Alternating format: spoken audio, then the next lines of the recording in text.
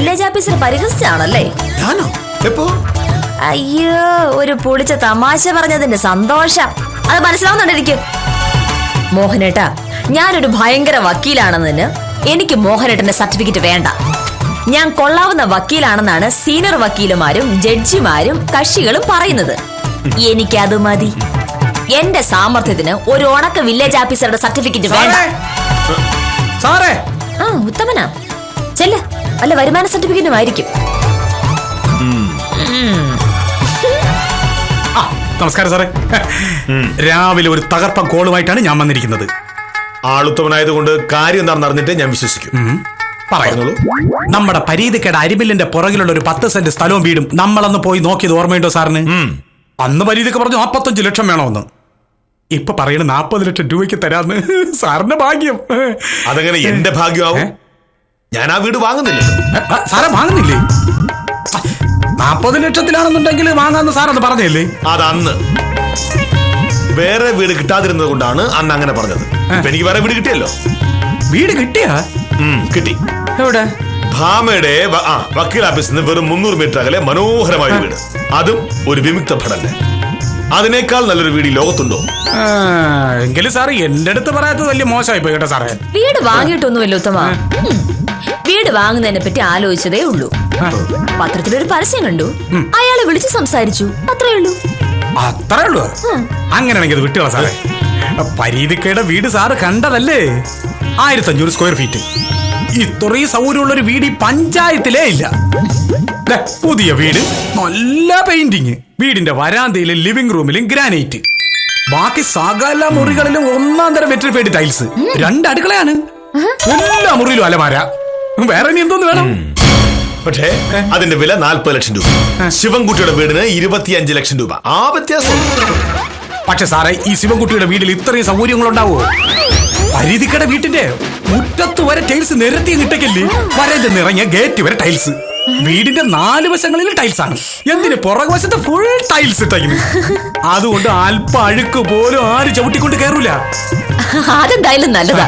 മുറ്റത്ത് ടൈൽ ഇട്ടില്ലെങ്കിൽ വീടിനകത്ത് ആകെ ചെളിയാവും. പക്ഷേ മോഹനകൃഷ്ണൻ ഒരു വീട് വാങ്ങുന്നുണ്ടെങ്കിൽ ആ വീടിന്റെ മുറ്റത്ത് ഒരു ടൈലും പാടില്ല. നിനക്ക് വീട് വൃത്തിയാക്കാൻ കഴിയാത്തതുകൊണ്ടാണ് ഓരോ വിവരക്കേടിൽ വിളിച്ചു പറയുന്നത്.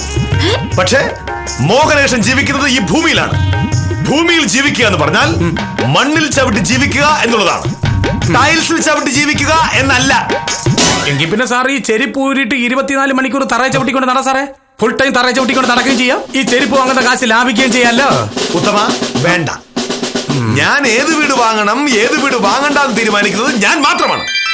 മുറ്റത്ത് ടൈൽസ് ഇട്ട വീട് എനിക്ക് വേണ്ട. എനിക്ക് ശിവൻകുട്ടിയുടെ ടൈൽസിനകത്ത് വീട് മതി. ശിവൻകുട്ടിയുടെ വീടിന്റെ മുറ്റത്ത് ടൈൽസ് ഇല്ലാന്ന് ആരാ പറഞ്ഞത്? ചോദിച്ചായിരുന്നോ? ശിവൻകുട്ടി ഒരു പഴയ പട്ടാളക്കാരനാ. അതുകൊണ്ട് അയാൾ വീടിനെ മുറ്റത്ത് ടൈൽസ് ഇടില്ല. ഒരു നിമിഷം. വക്കീലേ, വക്കീലേ, ഞാൻ ഈ പറഞ്ഞ വീട് വാങ്ങാൻ പറ സാറിനോട്. 40 ലക്ഷം രൂപയ്ക്ക് കിട്ടിക്കഴിഞ്ഞാൽ നമുക്ക് മുടിഞ്ഞ ലാഭമാണ്. വില്ലേജ് ഓഫീസർ സ്വഭാവം ഉത്തമൻ അറിയാലോ. എന്തായാലും ഞാനൊന്ന് നോക്കട്ടെ. എനിക്ക് മുറ്റത്ത് ടൈലിട്ട് വീടിനോട് താല്പര്യം. അപ്പൊ വക്കീൽ ഒരു കാര്യം ചെയ്യും, സാറിനോട് സംസാരിക്കും. ഒരു തീരുമാനം ആയതിനു ശേഷം എന്നെ വിളിച്ചാൽ മതി. പറയണേ. ശരി എന്നാ.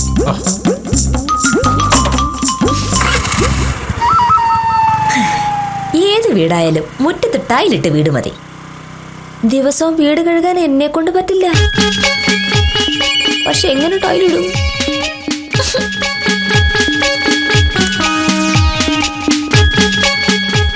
ഹലോ, ശിവൻകുട്ടി ചേട്ടനല്ലേ? ഞാൻ പിന്നെ മോഹനേശൻ. പിന്നെ ചേട്ടന്റെ വീട്ടിൽ ടൈൽസ് ആണോ ഗ്രാനൈറ്റ് ആണോ? അതെയോ? വീടിന്റെ മുറ്റം? അതെ. നന്നായി. ചേട്ടന്റെ ശബ്ദം കേട്ടപ്പോഴേ എനിക്കറിയാമായിരുന്നു. ഞാൻ വിളിക്കാം. കണ്ടോടി, ശിവൻകുട്ടി ചേട്ടനായിരുന്നു. അയാളുടെ വീടിനകത്ത് ടൈൽസ് ആണ്, പക്ഷെ മുറ്റത്ത് നല്ല മണ്ണാണ്. പലരും പറഞ്ഞതാ ടൈൽസ് ഇടണമെന്ന്, പക്ഷെ അയാൾ കേട്ടില്ല. എന്തുകൊണ്ടാ? അയാൾക്ക് വിവരമുണ്ട്. മോഹനേട്ടാ, മുറ്റത്ത് ടൈൽസ് ഇടുന്നത് ജാട കാണിക്കാനല്ല. ഇപ്പോഴത്തെ ഈ മഴക്കാലത്ത് മോഹനേട്ടൻ ആപ്പീസിൽ നിന്ന് വരികയാണെന്ന് കരുതുക. മുറ്റത്ത് നിറയെ വെള്ളമാണ്. മണ്ണിന്റെ മുകളിലൂടെ വെള്ളം ഒഴുകുമ്പോൾ ചെളിയാവും. മോഹനേട്ടൻ വീട്ടിനകത്തേക്ക് കയറുമ്പോ ആ ചെളി എത്രയും ചവിട്ടി കയറി വീടിനകത്താവും. ശരിയല്ലേ? ശരിയാണ്. അങ്ങനെ ചെളിയായാൽ അത് ഒരു തുണി എടുത്ത് അങ്ങ് തുടച്ച് കളഞ്ഞാൽ മതി. അത് മാത്രമല്ല, അത് ഇട്ടുകൊണ്ടുവരുന്ന ചെരുപ്പ് വരാന്തയിൽ അഴിച്ചു വെച്ചാൽ ചെളി എങ്ങനെ അകത്ത് കയറും? എപ്പോഴും അങ്ങനെ ചെരുപ്പ് അഴിച്ചു വെക്കാൻ പറ്റുമോ മോനേട്ടാ? മുറ്റത്ത് ടൈൽസ് ഇടുന്നതിനേക്കാൾ എളുപ്പമാണ് ഭാമേ ചെരുപ്പ് അഴിച്ച് വെളി വെക്കുന്നത്. മുറ്റത്ത് ടൈൽസ് ഇട്ടാൽ മഴ പെയ്യുമ്പോൾ ഉണ്ടാകുന്ന വെള്ളം അത്രയും ടൈൽസിന് മുകളിലൂടെ അങ്ങനെ ഒഴുകി അങ്ങ് പോവും. മണ്ണിലാണ് വീഴുന്നതെങ്കിൽ ആ വെള്ളം നമ്മുടെ മുറ്റത്തുള്ള ഭൂമിയിലേക്ക് താഴ്ന്നങ്ങ് ഇറങ്ങിപ്പോവും. യാതൊരു മര്യാദയുമില്ലാതെ മുറ്റത്ത് വീഴുന്ന വെള്ളമെല്ലാം പുറത്തേക്ക് ഒഴുക്കി കളയുന്നത് കൊണ്ടാണ് നമ്മുടെ കിണറുകളിലും കുളങ്ങളിലൊന്നും വെള്ളമില്ലാതിരിക്കുന്നത്. കുടിക്കാൻ വെള്ളം തന്നെ വേണ്ടേ? അല്ലാതെ ടൈൽസ് ഇടിച്ചു പൊട്ടിച്ചങ്ങ് കഴിച്ചാ ദാഹം തീരൂ. ആ ഒരു കാര്യം മറന്നു.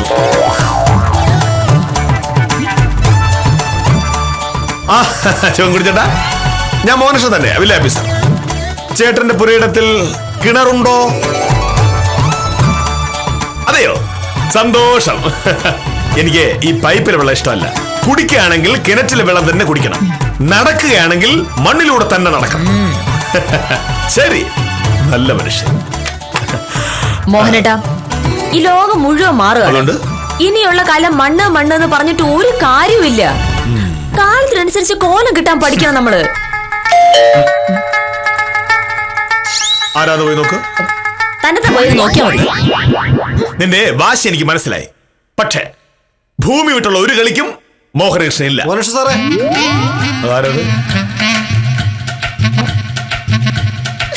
ഭൂമി കണ്ടുപിടിച്ച് ഇയാളാണോ? അല്ലല്ലോ.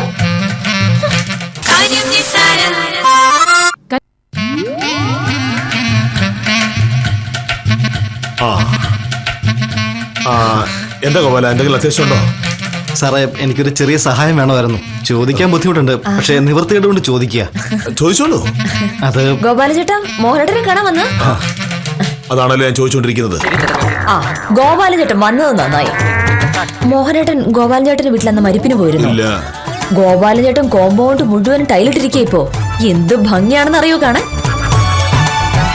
ആ, ഇപ്പോ വീട്ടിൽ അഴുക്കിന്റെ പ്രശ്നമൊന്നും ഇല്ലല്ലോ അല്ലേ? വീട്ടില് അഴുക്കൊന്നുമില്ല.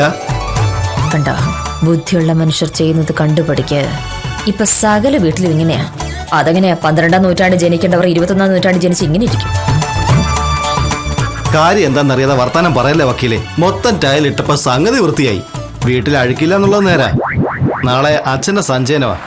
കർമ്മം ചെയ്യാൻ നോക്കിയപ്പോ ഒരു പിടി മണ്ണ് പോലും എടുക്കാനില്ല. അത് ഞാൻ വന്നത് എനിക്കൊരല്പം മണ്ണ് തരുമെന്ന് ചോദിക്കാൻ വേണ്ടിയിട്ടാ.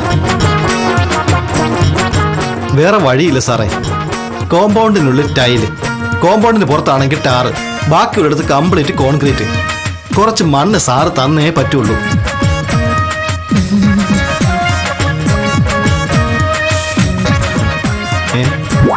അതെന്താ വക്കീലിന് ഞാൻ പറഞ്ഞത് ഇഷ്ടപ്പെട്ടില്ലേ? വക്കീലിന് ഇഷ്ടപ്പെടാഞ്ഞിട്ടല്ല, ഗോപാലിന് ഇപ്പൊ വന്നത് വളരെ നന്നായി. ഈ ഉപകാരം ഞാൻ ഒരിക്കലും മറക്കില്ല. ഗോപാലിന് ആവശ്യമുള്ള മണ്ണ് ഇവിടെ നിർത്തുള്ളൂ. വേണമെങ്കിൽ ഒരു ലോറി കൊണ്ടുവന്ന് ഒരു ലോഡ് എടുത്തു വെക്കുള്ളൂ. ആയിക്കോട്ടെ, ശരിയെന്നാ. ഈ മോഹനേഷ് സാറിന് എന്താ പറ്റിയത്? ലോറിയും കൊണ്ടുവന്ന് മണ്ണ് കൊണ്ടുപോകാനോ? പോയോ? ഇപ്പൊ നീ എന്ത് പറയുന്നു? മുറ്റത്ത് ടൈൽസ് ഇടണോ വേണ്ടയോ? അത് എനിക്ക് ടൈല് ഇഷ്ടമുള്ളതുകൊണ്ടൊന്നും അല്ല. ഒരു ഭംഗി, പിന്നെ ചെളി ഉണ്ടാവില്ലല്ലോ. ഭമേ, ഇങ്ങനെ എല്ലാ കാര്യങ്ങളും ഭംഗി നോക്കാൻ പാടില്ല. നമ്മുടെ ആവശ്യങ്ങളാണ് പ്രധാനം. അതുപോലെ ഭൂമിയുടെ നിലനിൽപ്പ്. പക്ഷെ നിനക്ക് അത് മനസ്സിലാവില്ല. കാരണം നീ യാതൊരു പരിസ്ഥിതി സ്നേഹവുമില്ലാത്ത വെറും ഒരു വക്കീലാണ്. പക്ഷെ ഞാനോ ഓരോ ദിവസവും ഭൂമിയുമായി ഇടപെടുന്ന ഒരു വില്ലേജ് ഓഫീസർ. നിനക്കറിയാമോ, നമ്മുടെ നാട്ടിലെ ഓരോ ഇഞ്ച് ഭൂമിയുടെയും കണക്ക് ഈ കൈകളിലാണ്. ഞാൻ അറിയാതെ ഈ വില്ലേജിൽ ഒന്നും നടക്കില്ല. സമ്മതിച്ചു. പിന്നെന്തിനാ ഇങ്ങനെ കിടന്ന് ചാടുന്നേ? മുറ്റത്ത് ടൈലിട്ട വീട് വേണ്ട. മുറ്റത്ത് ടൈൽസ് ഇട്ട വീട് വേണ്ടെന്നല്ല, ശിവൻകുട്ടിയുടെ വീട് മതി. ഞാൻ ശിവൻകുട്ടി വിളിച്ച് വാക്ക് പറയാൻ പോവുകയാണ്. അയ്യോ, അപ്പൊ വീട് കാണണ്ടേ? എല്ലാ കാര്യവും കാണണമെന്നില്ല. ഈ വീട് കാണാതെ തന്നെ എനിക്ക് ഇഷ്ടപ്പെട്ടു. അല്ല,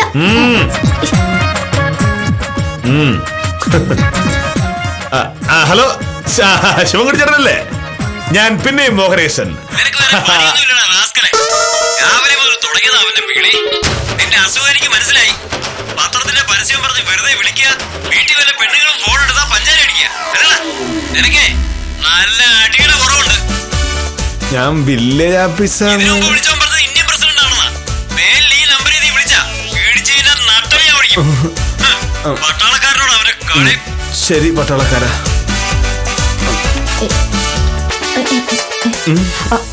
എന്താ എന്തുണ്ടല്ലോ? പ്രത്യേകിച്ചൊന്നുമില്ല. വീട് കാണാൻ പോണ്ടേ? വീട് കാണാൻ പോണ്ട, അത് ശരിയാവില്ല. കാണാതെ എങ്ങനെ വീട് വാങ്ങുന്നേ? വീട് നേരത്തെ വിറ്റുപോയി. എപ്പോ? ഒരു 10 മിനിറ്റ് മുമ്പ്. എന്ത് നമ്മള് വേറെ വീട് നോക്കും, അല്ല എന്ത് ചെയ്യാനാ? പക്ഷെ മുറ്റത്ത് ടൈൽസിനകത്ത് വീട് വേണം. നീ കേട്ടായിരുന്ന? ആധുനിക സൗകര്യങ്ങളുടെ പേരിൽ മണ്ണിൽ നിന്ന് എത്ര ദൂരെ പോകാമെന്ന് ചിന്തിച്ച് ടൈലിനെയും സിമന്റിനെയും ആശ്രയിക്കുന്നവരോട് ഒന്നേ പറയാനുള്ളൂ: വേറെ എന്തിൽ നിന്നും ഓടി ഒളിച്ചാലും മണ്ണിൽ നിന്നും വെള്ളത്തിൽ നിന്നും പ്രകൃതിയിൽ നിന്നും രക്ഷപ്പെടാമെന്ന് മാത്രം കരുതരുത്. മണ്ണിനെ അമ്മയായി കരുതുന്ന പാരമ്പര്യമുള്ള ഒരു ദേശത്ത് മണ്ണിന് പകരമായി മറ്റൊന്നുമില്ല എന്ന് ഓർമ്മിപ്പിച്ചുകൊണ്ട് കാര്യം നിസ്സാരം നാളെ രാത്രി 9 മണിക്ക്.